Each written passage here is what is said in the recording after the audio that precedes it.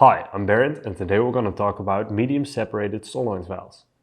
In a medium separated solenoid valve, the fluid does not come in contact with the internal mechanical parts of the valve, such as the plunger and the spring.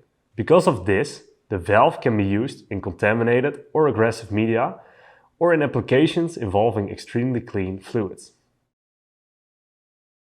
First, let's see the two main issues faced by conventional solenoid valves.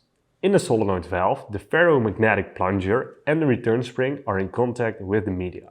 Valves can be chosen with many housing materials to be chemically compatible with the media, but the plunger must always be ferromagnetic. The plunger is usually made out of 43F stainless steel, with a lower chemical resistance than the housing material. Another issue with conventional solenoid valves is that they are very sensitive to dirt and only work with clean liquids or gases.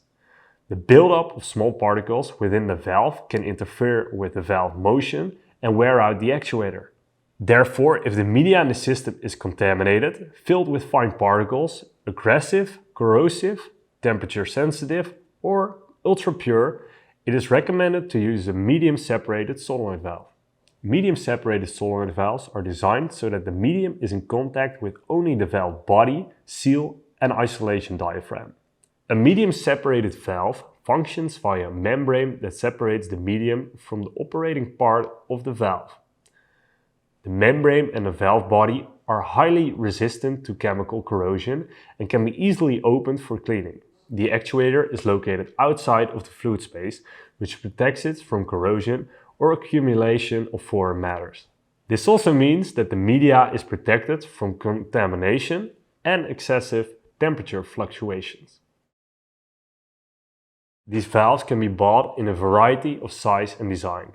In general, their operation can be divided in two categories: directly controlled and indirectly controlled. Directly controlled valves operate from as little as 0 bar pressure difference between the inlet and the outlet port.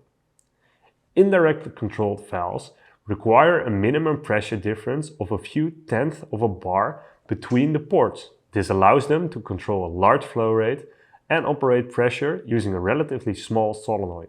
If you have any more questions about these valves, take a look at our technical article on Tameson.com. If you found this a useful video, please click the like button and subscribe for more videos.